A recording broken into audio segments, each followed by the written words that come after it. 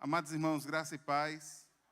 Gostaria que você abrisse a sua Bíblia no livro de Lucas, Evangelho de Lucas, no capítulo 4.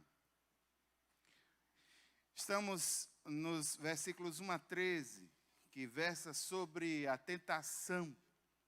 Nós temos demorado nesse texto, irmãos, porque ele é muito importante para todos nós. Ele é muito importante porque é o dia a dia da nossa batalha, aspectos sofríveis da nossa existência passam pela provação, cuja origem é o Senhor, passa pela tentação, cujo operacional principal é o maligno.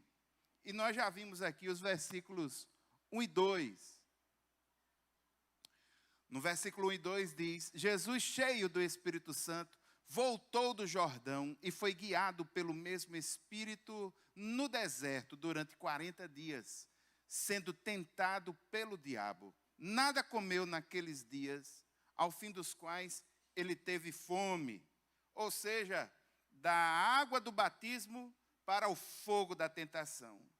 Nós vimos nas quartas-feiras passadas aí que a tentação não é acidental, está na agenda de Deus.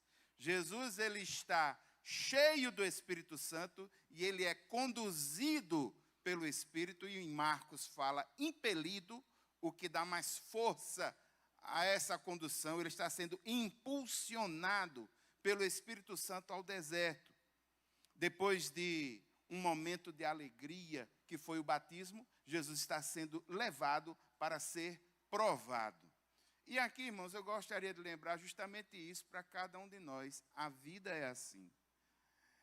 Em determinados momentos, depois de algum momento de alegria e de euforia espiritual, não é incomum que a gente passe por algum tipo de provação ou problema. Isso aconteceu com Jesus, pode acontecer com qualquer um de nós. Não é incomum, após uma grande alegria, euforia espiritual, a gente se deparar com o enfrentamento de uma grande batalha. Quero lembrar aos irmãos que a vida cristã não é uma apólice de seguro contra os perigos. Veja só, na quarta-feira próxima passada, ao vir para a igreja, nosso irmão baixista que toca baixo ali, ele teve o seu carro, um problema na cebolinha de óleo, e todo o óleo do carro vazou, enquanto ele estava se deslocando para adorar o Senhor aqui na igreja. E tem muitos que pensam: olha, onde é que estava Deus? O que foi que aconteceu? Não, irmãos, essas coisas acontecem. A chuva que cai para o ímpio, cai para o justo. O sofrimento é algo que faz parte da realidade da vida. O que nos marca não é a questão do sofrimento, é como nós enfrentamos esse sofrimento, a atitude que nós temos. E a grande prova de fé que ele teve, e aqui posso testemunhar, porque ele conversou, ele falou sobre isso, irmãos, é não sucumbir nos tempos difíceis. E ao estar aqui lutando para adorar o Senhor, ele dá testemunho da graça de Deus na vida dele. Satanás é derrotado porque não me impede de adorar a Deus. Essa é a ótica que nós precisamos ter. É assim que nós precisamos enfrentar a vida. Aí, irmãos, depois disso, a gente começa a ver nos versículos 3 e 4, a primeira tentação. E o texto diz assim: então o diabo disse a Jesus: se você é o Filho de Deus, mande que esta pedra se transforme em pão. Mas Jesus lhe respondeu: está escrito, o ser humano não viverá só de pão. Aqui começa nas tentações. A primeira tentação ela tem como pano de fundo necessidades reais. Jesus está com fome. E nesse momento de fome, Satanás se utiliza disso para jogar as suas setas. As sugestões satânicas, elas são bem diretas.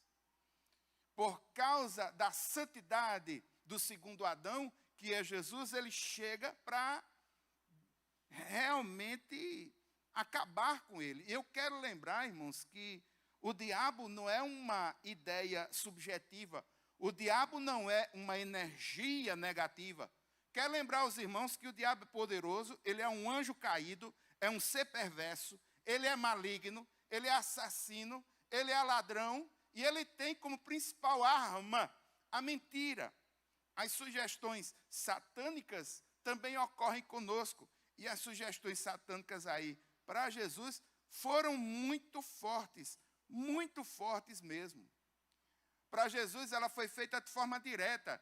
Satanás não mandou nenhum dos seus demônios auxiliares. Foi ele mesmo lá. Foi ele mesmo lá. De forma direta, irmãos, porque ao ser concebido sem pecado, Jesus, concebido pelo Espírito Santo, ele tem condições e tinha condições de, nesse momento, não atender a nenhuma demanda interna. Mas eu gostaria de lembrar aos irmãos que a tentação, ela ocorre numa conversa muito sutil, em que, diante das ciladas que muitas vezes estão na nossa frente, perguntas interiores surgem, e muitas dessas perguntas surgem baseadas em fraquezas, dificuldades que nós já temos. Eu gostaria que você abrisse a sua Bíblia em Tiago, no capítulo 1, dos versículos 13. Tiago, no capítulo 1. Veja dos versículos 13 até 15.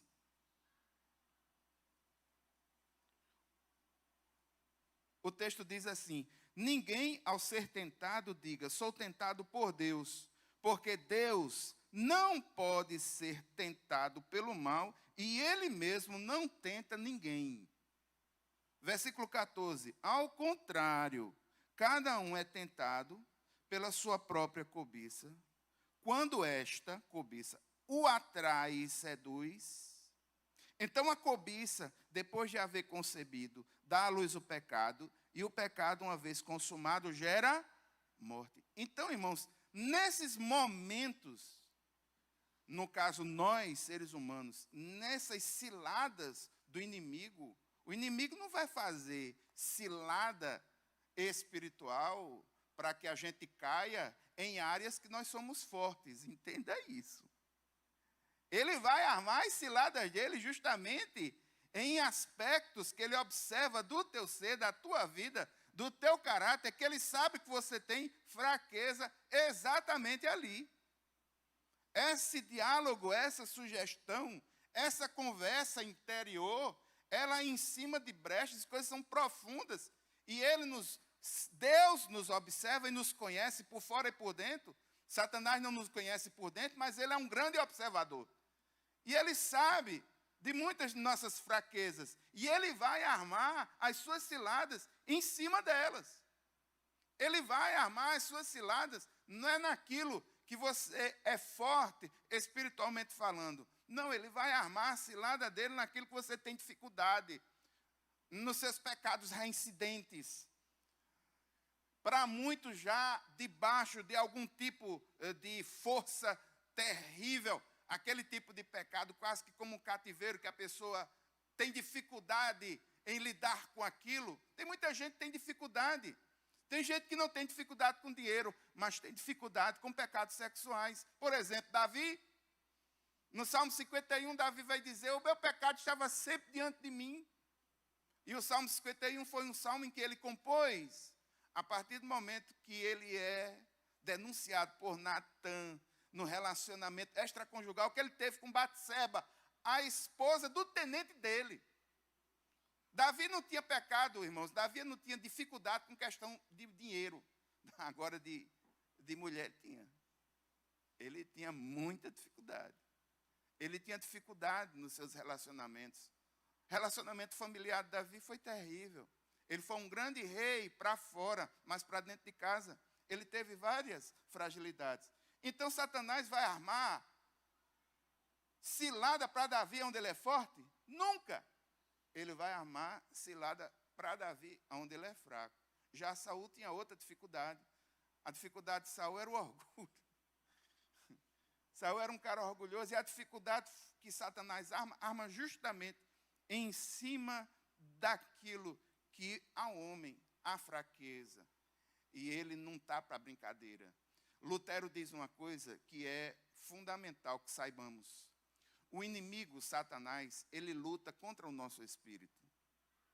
O mundo luta contra a nossa alma e a nossa carnalidade, por causa do pecado e a ação do pecado em nós, luta contra o nosso corpo.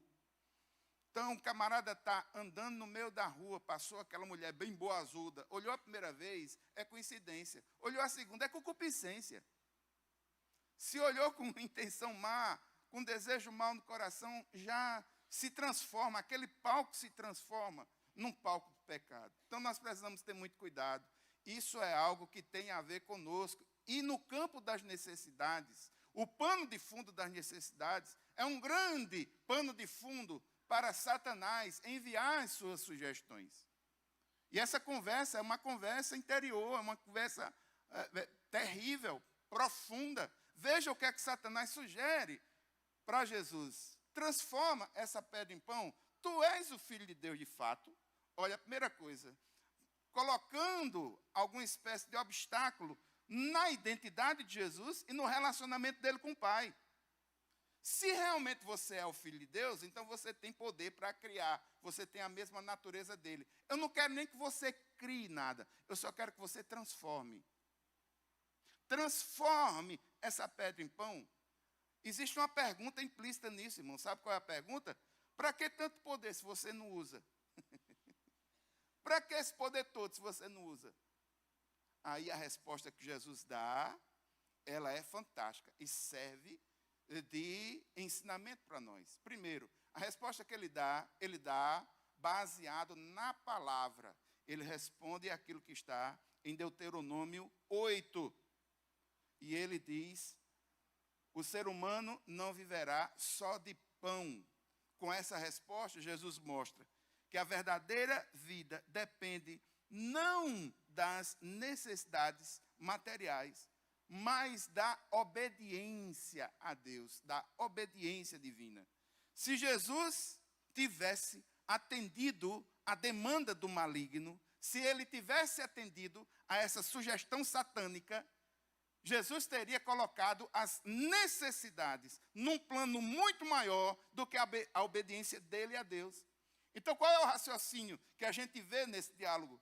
Jesus dizendo, olha, se o Pai me colocou nessa situação, entenda, no versículo 1 a gente viu que ele foi conduzido pelo Espírito.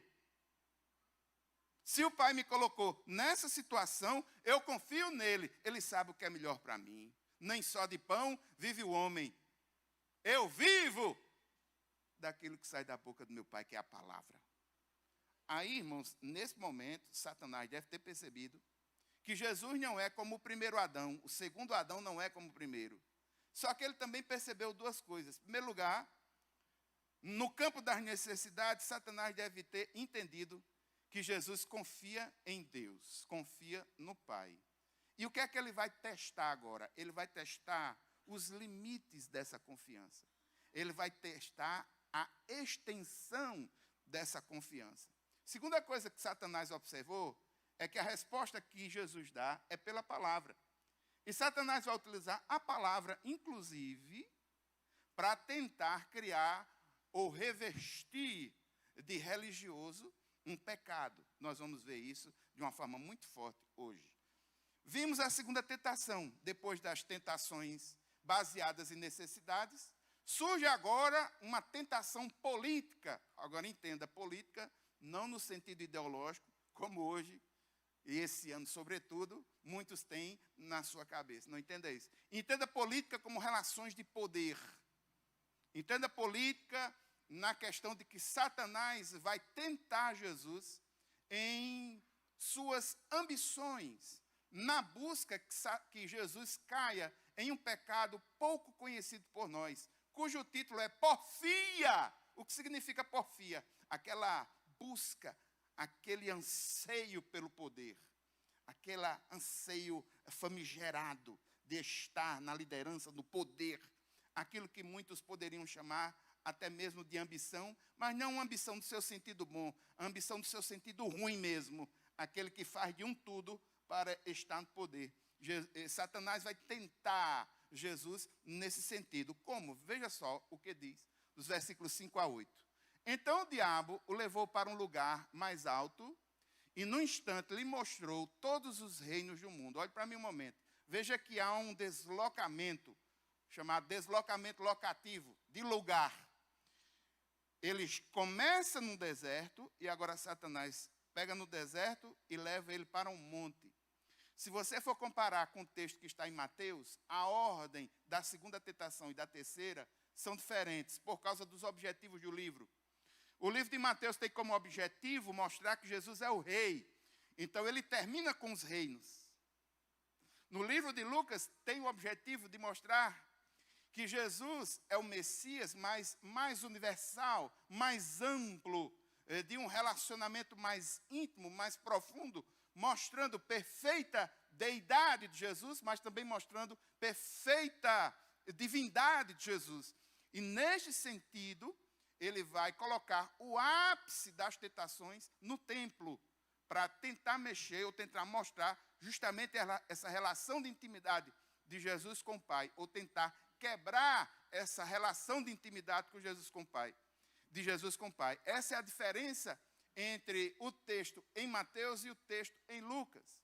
Veja a sugestão, irmãos. Saiu do deserto, agora está no monte. E no monte, em um dado momento, Satanás cria de uma forma um pano de fundo, onde agora são todos os reinos do mundo, e Satanás fazendo uma promessa que ele não tem condições de cumprir, mentindo de forma clara, porque ele temporariamente tem domínio sobre aspectos do mundo, mas não é dele. Salmo 24, versículo 1 diz: do Senhor é a terra e tudo que nele há, o mundo, tudo que existe é do Senhor. Agora, vimos também, quarta-feira próxima passada, que existem domínios temporários do maligno sobre aspectos do mundo. Isso é um fato. E o texto bíblico nos mostrou isso, textos no Evangelho de João e textos nas cartas paulinas. Versículo 6, e disse, veja o que é que Satanás diz a Jesus: eu te darei todo este poder. Veja que é uma tentação política. Eu te darei todo este poder e a glória destes reinos, porque isso me foi entregue e eu posso dar a quem eu quiser. É aí onde ele é mentiroso. É aí onde ele é mentiroso, que ele não pode dar. Ele não pode dar uma coisa que ele não tem. A sua condição sobre domínio e influência é temporária. Então ele está mentindo. Por isso, aí versículo 7, portanto, se você me adorar, tudo isso será seu. Mas Jesus respondeu, está escrito, adore o Senhor seu Deus e preste culto somente a Ele. Uma tentação de Satanás de incutir ambição, porfia. E Satanás tem uma estratégia. Qual é a estratégia? Eu te dou um atalho. Você não vai consolidar o reino do seu pai? Muito bem, então eu posso lhe dar um atalho. Me adore. Me adore, que essa historinha acabou. Me adore. Por que é que Satanás faz isso? Justamente por causa da primeira resposta que ele deu na primeira tentação. Satanás percebe que a preocupação de Jesus é com o Pai, com o reino.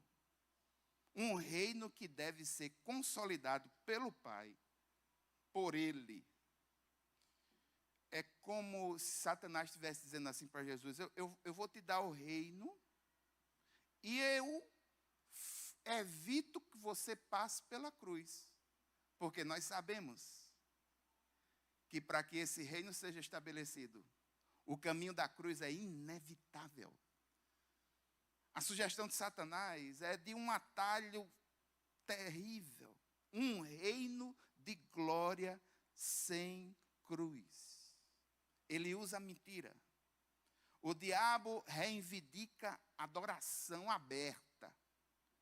Sem rodeios, exige que Jesus se prostre diante dele e o adore.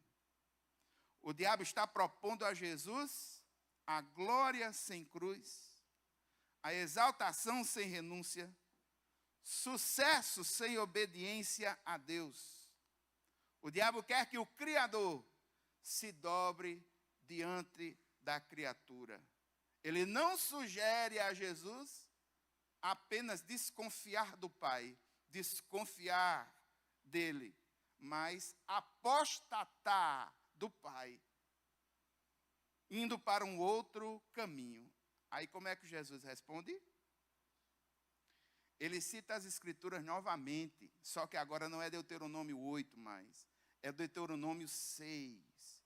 De forma clara e imediata, Jesus diz a Satanás que o centro da confiança dele está no Pai. O foco da sua fé, a sua submissão está em Deus. A palavra de Deus domina a alma de Jesus.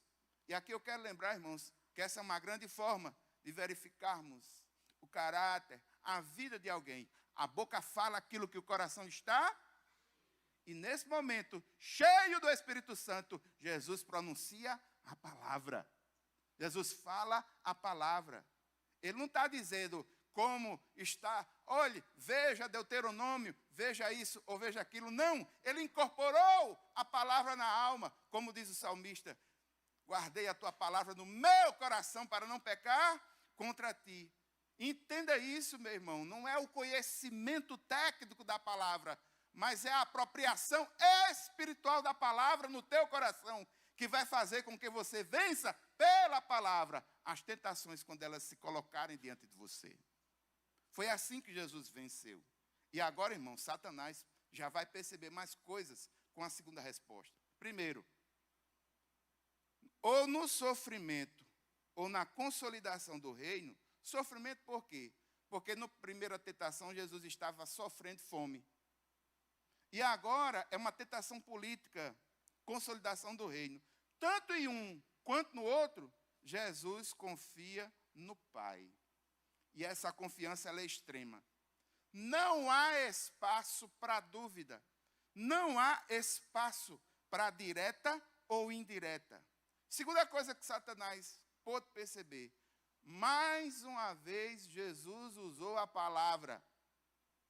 Tanto na primeira tentação quanto na segunda, as mentiras do maligno foram confrontadas com a verdade da palavra. Preste atenção, que isso é método. Terceira coisa que Satanás pôde perceber, e agora ele vai fazer, é que ele viu a confiança, e ele vai bater na tecla da confiança e do relacionamento dele com o Pai novamente. E Satanás vai tentar confundir Jesus utilizando a palavra. Sim, Satanás vai confundir ou tentar confundir Jesus utilizando a palavra. E eu quero lembrar os irmãos que dos estudantes de teologia, Satanás é um dos melhores. Porque, e o texto bíblico nos mostra que ele crê que estremece. O X da questão é que ele não obedece. É anjo perverso, anjo caído, terrível, mas é conhecedor, é profundo, ele sabe. Ele não é nenhum pobrezinho, coitado, sem poder. Não, ele tem poder e ele tem conhecimento. Ele é astuto, ele é terrível.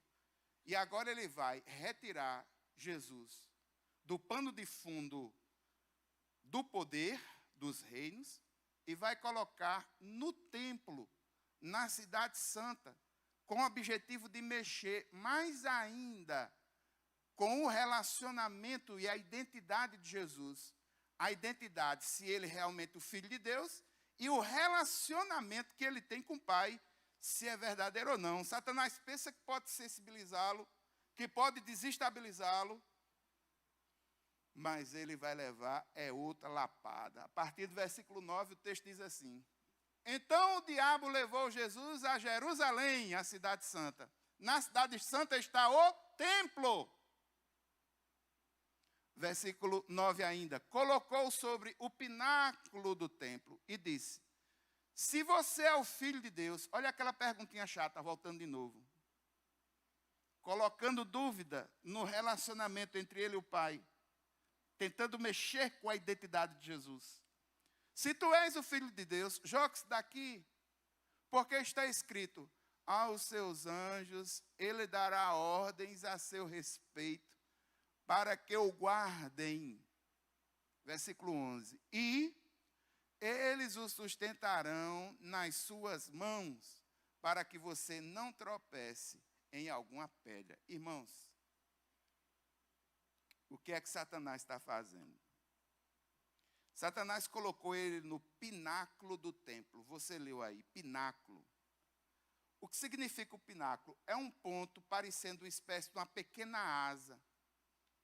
Satanás é muito sutil porque ele quer, nesse novo pano de fundo, que é a cidade de Jerusalém, a cidade santa, no templo, que é tido para o judeu como lugar de santificação, de interação, lugar de presença de Deus, pode assim dizer, ele quer que Jesus, em cima do pináculo, lembre o Salmo 91. Abra sua Bíblia no Salmo 91.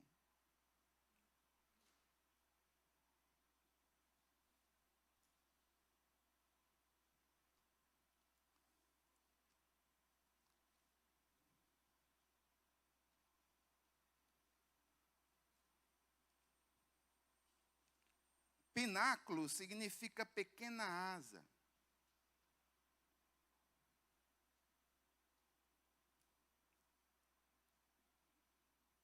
Veja o que está escrito no Salmo 91, no versículo 4. E deixe o Salmo 91 aí, porque quem vai citar o Salmo 91 agora é Satanás. Preste atenção. Preste atenção. Deixe o Salmo 91 aberto. Eu quero ver se você é um bom observador da Bíblia. Quero ver se você consegue observar a diferença que está da palavra saindo da boca de Satanás pela palavra que está na palavra mesmo. Quero ver se você é um bom observador agora. Salmo 91, versículo 4, diz o seguinte: ele o cobrirá com as suas penas, e sob as suas asas você estará seguro. A sua verdade é proteção e escudo. A ideia do Salmo é aquela ideia de que aquele que está debaixo da sombra do Altíssimo, o Altíssimo o protegerá. A ideia é essa, preste atenção. Aí veja a sugestão que Satanás está dando a Jesus. Pronto, Jesus, você está no lugar mais alto do templo, no pináculo, que é essa asinha. Lembre-se do Salmo 91. Você está debaixo da asa do Pai. Então faça o seguinte, eu quero ver o poder.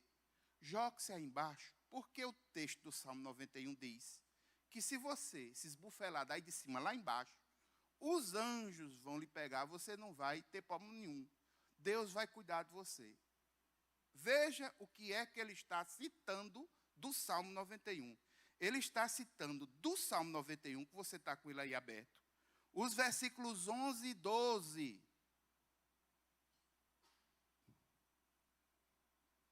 Salmo 91, versículo 11 e 12, diz assim: porque aos seus anjos ele dará ordens a seu respeito, para que guarde você em todos os seus caminhos. Eles o sustentarão nas suas mãos, para que você não tropece em pedra alguma. Agora olhe para ali a citação que Satanás faz. Aos seus anjos ele dará ordens a seu respeito para que o guardem. Está faltando alguma coisinha, não está? Percebeu ou não?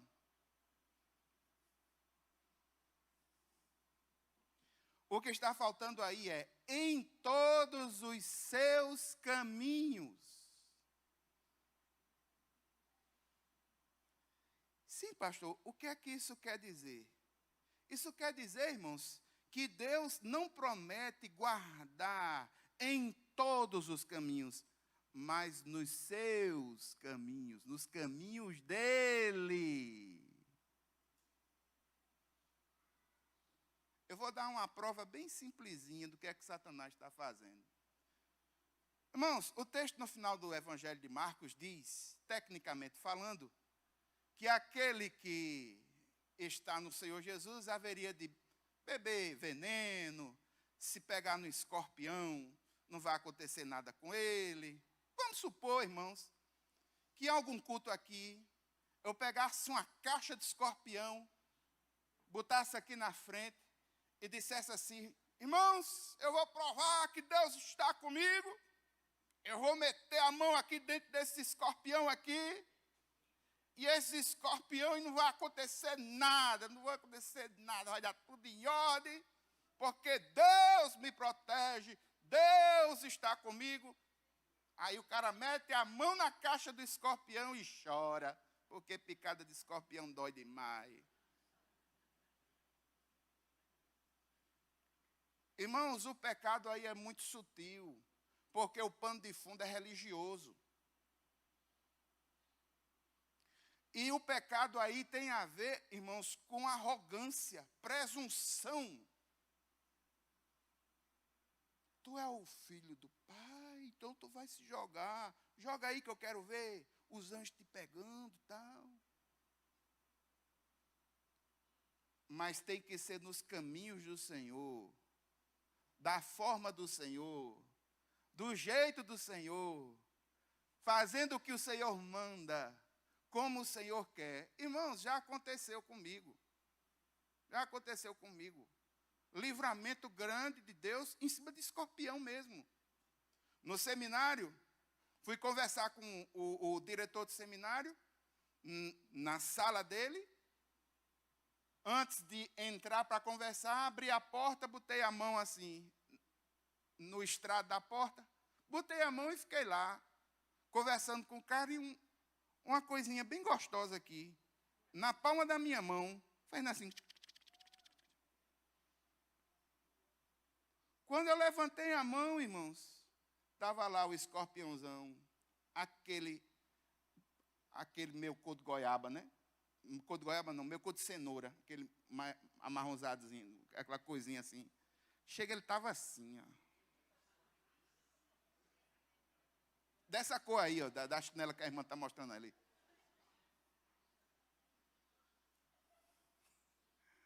Muito obrigado, viu, pelo apoio gráfico. O Senhor me livrou no caminho normal e natural. O Senhor livra quando estamos debaixo da vontade dEle. O Senhor livra quando estamos fazendo o que Ele quer que façamos. O Senhor livra e pode não livrar, irmãos. Entenda isso também. Porque em sendo da vontade do Senhor, muitas vezes nós pensamos no evangelho triunfalista. E eu já falei aqui que crer no Senhor Jesus não é uma apólice de seguro contra tudo. Haverão problemas. Seu carro vai quebrar em um determinado momento. Estou dizendo que vai quebrar não, mas é possível que aconteça. Mas isso não vai diminuir o que você é diante do Senhor. Não, meu irmão, mas aqui, olha, Deus não promete nos guardar em todos os caminhos, mas promete guardar nos seus. E o diabo utiliza a palavra e ele faz uma omissão. E a omissão, como diz um teólogo chamado Hendrickson, que eu gosto muito deles, essa omissão é satânica. Mas faz toda a diferença. Porque sem ela dá a entender que qualquer coisa que a pessoa fizer, Deus vai estar lá. Não, não é assim não, irmãos. Esteja debaixo da vontade do Senhor. Viva debaixo da vontade do Senhor. E Deus dará os livramentos, sem que haja nenhuma presunção ou nenhuma arrogância no coração. Isso é muito sério, irmãos. Isso é muito sério. Muito sério. Arrogância, presunção, não é fé. Deus promete proteger o homem justo nos seus justos caminhos, pois esses são os caminhos do homem que habita debaixo do esconderijo do Altíssimo. Se ele está debaixo do esconderijo do Altíssimo, ele está debaixo do poder do Altíssimo. Ele está debaixo da autoridade do Altíssimo. Ele mora na sombra do Onipotente. Ele encontrou refúgio em Deus. E Deus colocou sobre ele o seu amor. O diabo está aplicando mal o texto de Salmo 91. Está fazendo uma espécie de confiança presunçosa em Deus, colocando Deus à prova levianamente. Tem muita gente que faz isso. Eu vou dar um exemplo bem pertinho de nós. O camarada vai no shopping. Chegou no shopping, viu uma TV lá. A TV com 75 polegadas, 8K. Ele nem precisa desse trambolho. Mas ele está apaixonado com aquilo. E ele está com um cartão de crédito no bolso. Aí ele olha para aquela TV e pensa: tudo posso naquele que me fortalece. Aí ele pega o cartão e se arrebenta em 24 vezes, pela fé, porque Deus vai me honrar. Está vendo como é mais próximo? Esse pecado é tão próximo de nós. Arrogância espiritual. Arrogância. Arrogância. Irmãos, uma vez eu vi um obreiro dizendo, um obreiro não, um pastor, em épocas passadas, estava no momento de ascensão do seu ministério, ligou para mim: pastor Gassé, tudo bem, tudo bem. Pastor, tem um demôniozinho aí não para expulsar? Estou expulsando demônio em banda de lata. Muito bem. Eu gosto assim.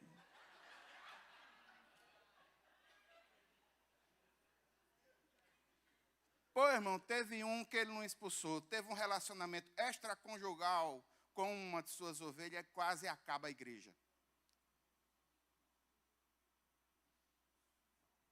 Arrogância, presunção, arrogância. Eu vou, Deus me usa. Vou fazer, olha só. Irmão, tenha cuidado com isso. Das arrogâncias, a arrogância religiosa me parece que é a pior. E aqui, irmãos, veja a estratégia do diabo. O diabo usou a Bíblia para tentar Jesus. Usou a palavra, colocando uma aplicação distinta do que efetivamente o texto se propõe a fazer. Tenha cuidado com os teólogos da internet, viu? Porque eles não se responsabilizam com sua saúde espiritual, não. Beba de fontes de pessoas de reputação ilibada, pessoas que tenham uma ligação com Cristo de verdade e que tenham uma ligação com a igreja de verdade. O que eles estão querendo é like, o que eles estão querendo é movimentação em suas contas para o YouTube pagar eles. As motivações não são genuínas. É necessário ter muito cuidado com essas coisas. A sugestão que Satanás faz para Jesus é que ele desse um pulo, um salto ousado para mostrar a fidelidade dele a Deus. Isso é muito forte. Com falsa humildade. Contra a falsa humildade, o O que é que Jesus faz? Jesus apresenta a verdadeira confiança. Irmãos, o tempo é o tempo de Deus. E esse Deus não pode ser colocado à prova de forma leviana. E aqui eu quero fazer uma observação. Nós não devemos procurar a tentação pensando que vencendo tentações a todo custo com arrogância no coração seria uma forma de viver debaixo dos propósitos do Senhor. Não, lembre-se de Mateus 6,13. Não nos deixeis cair em tentação. Não queira. Tentação é feita para ser evitada. Corra. Ninguém brinca de esgrima com tentação. Tentação deve ser evitada. O fruto da tentação, quando concebido, é pecado. E o pecado instaurado em nossa alma nos afasta de Deus. Nos afasta de Deus. Terceira pancada que Satanás recebe. Uma tentação que a gente poderia dizer, uma tentação religiosa. Presunção. Presunção, irmãos, não é fé. E para encerrar, tendo concluído todas as tentações, o diabo afastou-se de Jesus até momento oportuno. Ou seja, ele não abandonou de atacar Jesus, não. Mesmo tendo levado essa lapada todinha, ele ainda vai insistir. E haverá um momento oportuno em que ele vai retornar novamente com mais força, com o objetivo de derrotá-lo. Eu grifei ali a palavra momento oportuno, porque existem dois textos para tempo, ou duas formas na linha do grego koiné para tempo. Um é cronos, que seria um tempo cronológico, e outro é kairos, que seria um tempo não cronológico, mas um tempo que corre à mercê da vontade do Senhor, uma disposição que é feita por Deus. E eu quero ressaltar que no versículo 13, o que está sendo utilizado ali é kairos. Ou seja, na agenda do Pai, ainda vai ter um outro encontro direto do diabo com o segundo Adão, e nesse encontro direto ele vai receber a lapada final. Diga amém. Porque é na vitória de Cristo, irmãos, que está a nossa vitória. Vamos às verdades espirituais que esse texto nos dá. Irmãos, esse texto ele é um texto tão rico que por mais que você vasculhe, você nunca vai conseguir bater todas as aplicações espirituais que esses 13 versículos têm. Em primeiro lugar, irmãos, plenitude do Espírito Santo. Jesus estava cheio do Espírito e foi guiado pelo Espírito. Primeira grande lição para nós. Ninguém pode vencer o diabo com suas próprias forças. Ninguém deve brincar com as tentações. Aí veja só. Está o casal namorando numa casa em L, um terraço. Tem cara que o terraço é em L. Aí o casal escolhe o lado do L, que é o mais escuro. Os dois bem novinhos, toda a química corporal, tudo ok. E abraça aqui, beija ali, pega ali, vai aqui e tal. Não sei. Irmãos, isso é uma ladeira que vai subindo, que vai subindo, que vai subindo, que quando desce. Porque ninguém repreende hormônio em nome de Jesus, não. Hormônio foi feito para funcionar. E quando funciona, funciona direitinho, porque foi Deus que fez. Então não mexa com isso, não. Ajude o anjo aí. Aí o camarada tem dificuldade. A grande dificuldade do mundo moderno agora, imoralidade sexual através de sites pornográficos na internet. 75% de visualizações de site hoje são visualizações de site de conteúdo pornográfico. Aí o camarada pega o computador, bota dentro do quarto para assistir os troços lá com as portas fechadas. Meu filho, você tem dificuldade nessa área, pega o raio do seu computador e bota na sala, onde todo mundo passa. Ajuda o anjo.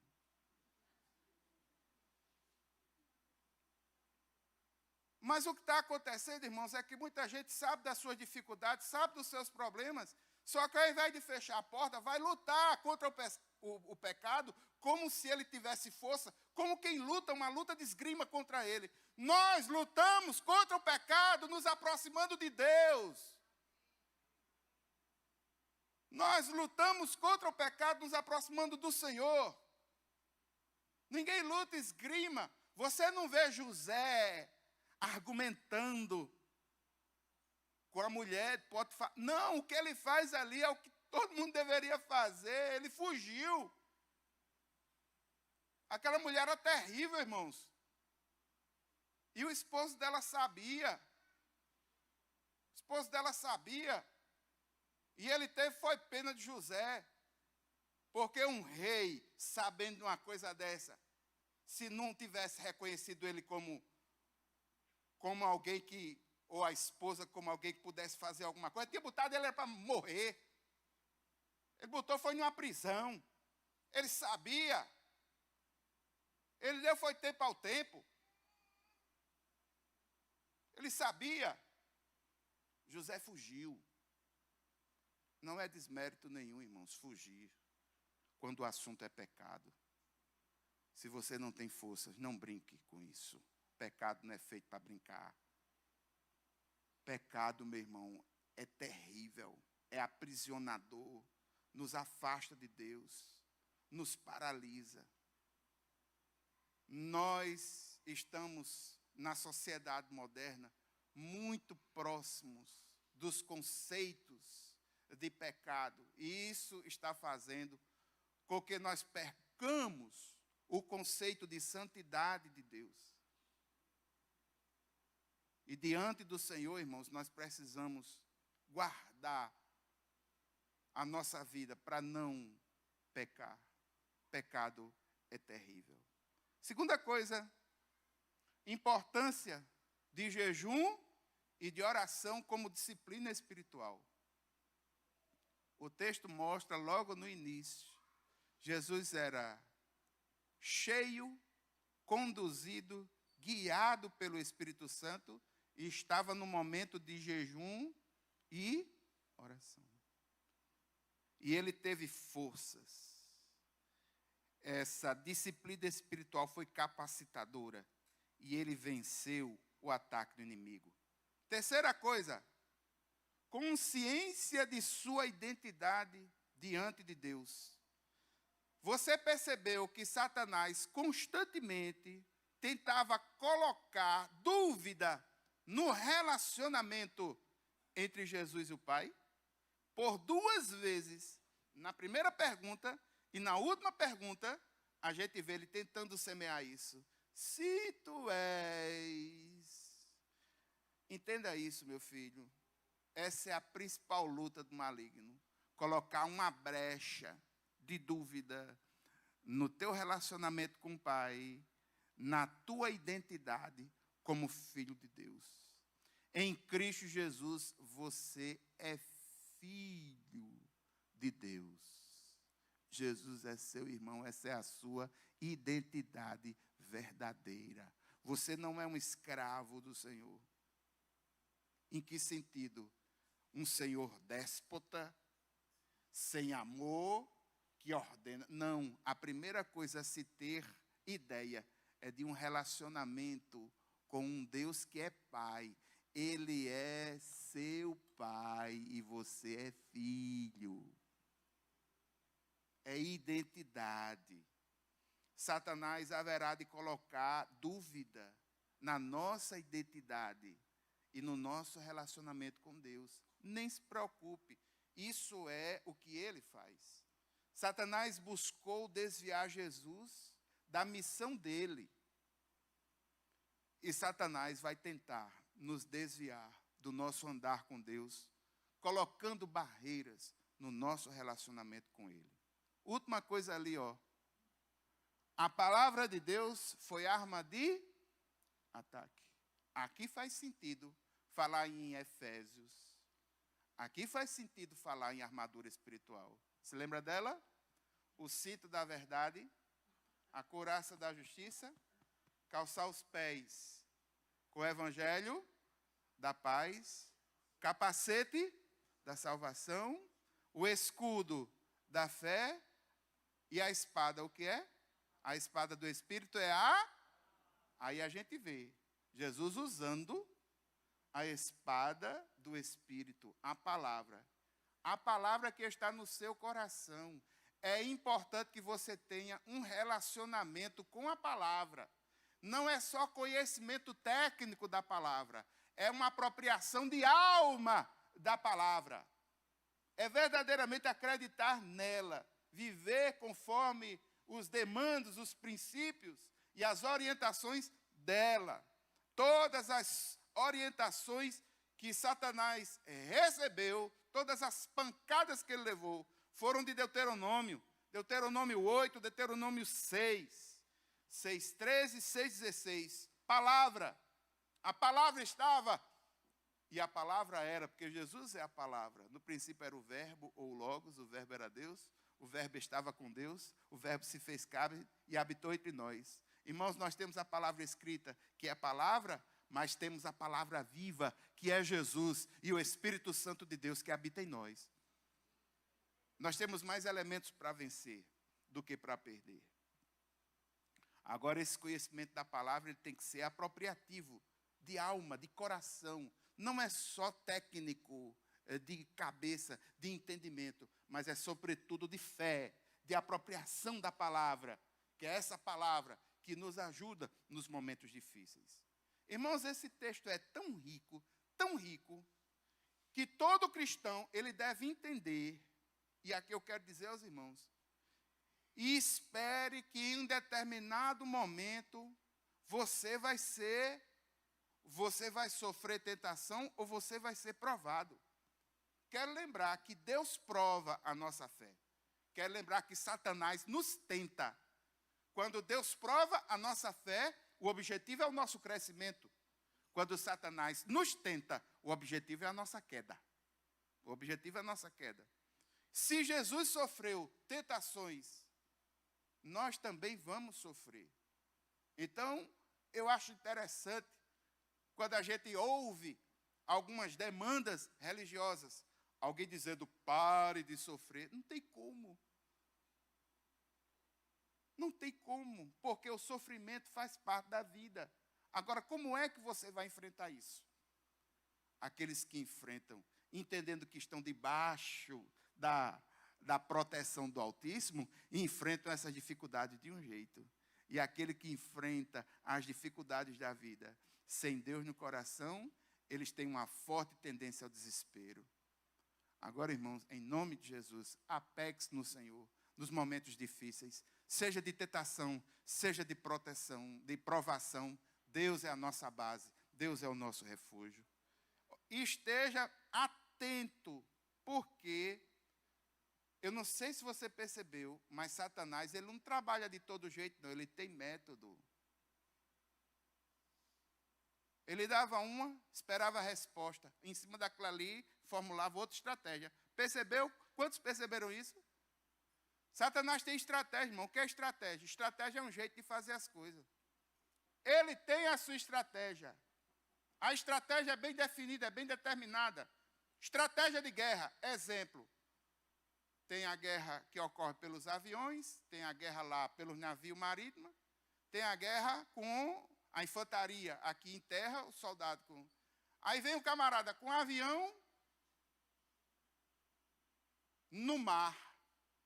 Você não vai poder mandar a infantaria para dentro do mar, para atacar os aviões que estão lá em cima. Tem que ir a marinha. Tem que ter uma estratégia para vencer essa batalha. Eu não posso vencer uma batalha se eu não souber como é o meu inimigo e se eu não souber como é a estratégia que ele está utilizando. Irmãos, quantos de nós estamos lidando com uma doença que a gente não sabe o que é? A doença tem estratégia, tem método. E quando a gente está fazendo exame, não sabe o que é, fica agoniado. Mas a partir do momento que a gente sabe qual é e sabe como ela age, o remédio vem bem direitinho, não é assim? Do mesmo jeito, irmãos, é nas batalhas espirituais. Você precisa reconhecer as estratégias que Satanás utiliza. E aqui a gente viu que ele não vai utilizar nada que você é forte. Ele vai olhar para a sua vida e vai lhe tentar justamente naquilo que você tem muita dificuldade. Outra coisa, uma coisa forte que acontece. Versículo 13, no finalzinho diz assim: tendo concluído todas as tentações, o diabo afastou-se de Jesus até o momento oportuno. Deixa eu lhe dizer uma coisa. O diabo não vai desistir não, viu? Só porque você ganhou uma ou outra batalhinha aqui. Não pense que ele desistiu não, viu? Eita! Hoje eu venci. Não vi nenhum site pornográfico. Eita! Cuidado, viu? Mantenha a guarda. Porque Satanás não vai desistir não. Vai se levantar ainda de forma muito mais sutil e de forma muito mais pesada. E deixa eu te dizer uma coisa. Quanto mais batalhas você vai ganhando nesse campo espiritual, vencendo tentações que o maligno coloca na tua frente, a frequência do ataque dele vai, digamos assim, aumentando um pouco mais, assim, em tempo. Mas os ataques dele vão ficando mais fortes, mais sutis. Chega momento, irmãos, na nossa vida que a gente recebe ataques do maligno, que a gente se treme todinho e diz, pronto, agora não tem jeito não, vou ter que desistir de tudo, botar a toalhinha ali, agora não tem situação. Ai, se não fosse o Senhor em nossas vidas, irmãos. Se não fosse o Senhor em nossas vidas. É o Senhor quem nos ajuda. É o Senhor quem nos compreende. Outra coisa, busque ao Senhor Jesus. Ele é o nosso exemplo. Ele é o nosso socorro. Nos momentos difíceis, nas horas de tentação. E eu quero dizer algo tremendo para você. Uma promessa do Senhor. Gostaria que você deixasse anotado para ver em casa com todo cuidado. 1 Coríntios, capítulo 10, versículo 13. Lá diz o seguinte, que o Senhor não nos dá nenhuma tentação ao qual nós não possamos suportar. Você tem condições de suportar. Você tem condições de suportar. E eu tenho que fazer o quê? Tiago 5,17. Sujeitai-vos, pois, a Deus, resisti,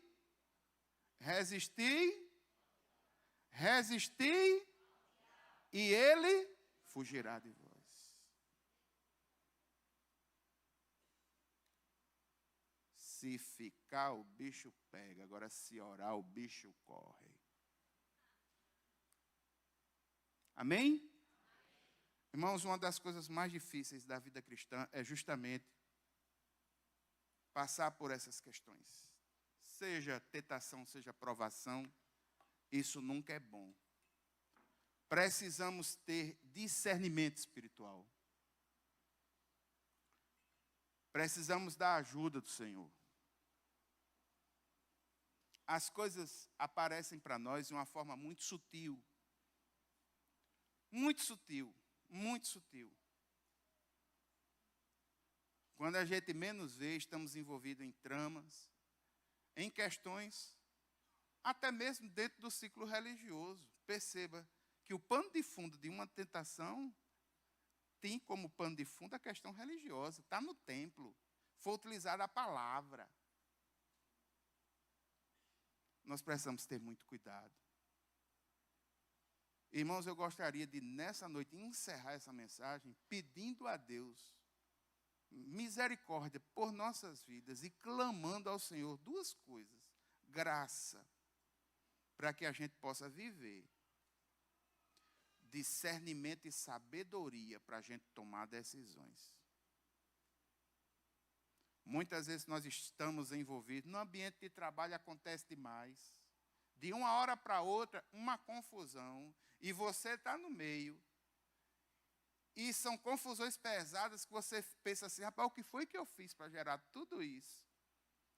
Confusões feitas por brechas que o maligno aproveitou, e o ataque é pesado.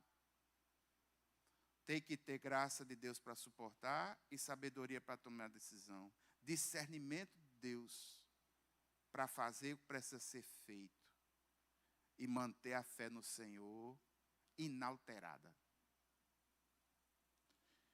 Eu gostaria, irmãos, de orar juntamente com os irmãos nesse sentido, porque nós estamos vendo tempos difíceis.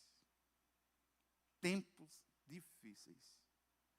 Seja de proximidade com a pecaminosidade do mundo. Não se vende na nossa sociedade uma caixa de clips que não se tenha elementos de imoralidade ou alguma coisa nesse sentido. As músicas, nós vivemos num mundo recheado de pecaminosidade. Isso nos afeta, direta ou indiretamente. Nós precisamos da ajuda do Senhor. Não podemos vencer essas demandas sem Ele. E nós vamos orar nesse sentido. Vamos ficar em pé, vamos encerrar com oração.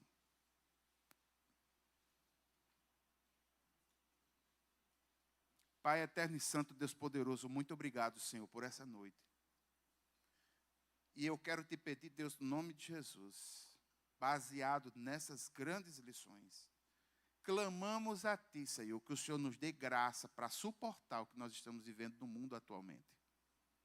Existem coisas, Pai, que nós não entendemos, existem coisas que estão acontecendo que simplesmente ouvimos nos noticiários, na vida, no dia a dia.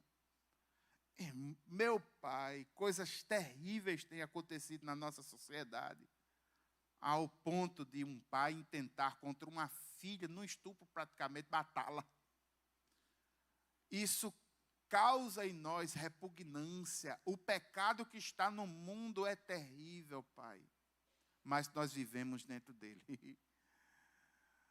Mas o Senhor, uma vez orando pelos discípulos, disse: não os peço que os tire do mundo, mas que livre do mal. E eu quero te pedir, Pai, para cada um de nós, para todas as nossas famílias aqui representadas, que o Senhor dê livramento e graça. Livra, Senhor, das confusões em ambiente de trabalho. Livra, Senhor, de confusões dentro da própria igreja. Livra, Senhor, de confusões em qualquer lugar onde a gente estiver, meu Deus, meu Pai. Nos dá graça para suportar esse mundo tão difícil. Mas nós também queremos te pedir, Pai, unção do alto, sabedoria e discernimento espiritual, para entender quando o maligno faz uma cilada e que a gente não caia nelas, e que o nome do Senhor seja glorificado pelas nossas decisões. Senhor, nos ajuda a tomar decisões sérias e sábias. Pai, eu quero orar por um grupo específico. Pai, eu quero pedir, Deus, por maturidade espiritual. Sobretudo para aqueles que lutam com algum tipo de pecado reincidente em suas vidas. Pecados que muitos já perderam força e quando reincidem ficam profundamente tristes. Meu Deus, em nome de Jesus, que eles não desistam do Senhor nunca. E que eles possam encontrar fortaleza, unção e discernimento e vencerem essas correntes terríveis que muitas vezes aprisionam. Pai eterno e santo, Deus poderoso, muito obrigado, porque o Senhor é aquele que ilumina os caminhos. E eu peço, Deus, que o Senhor ilumine as decisões dos teus filhos. Nós oramos no nome de Jesus, a igreja diz. Amém. A graça do Senhor Jesus Cristo, o amor de Deus, a comunhão e as consolações do Espírito Santo sejam sobre cada um de nós hoje e sempre. Amém. Amém. Queridos, Deus abençoe vocês.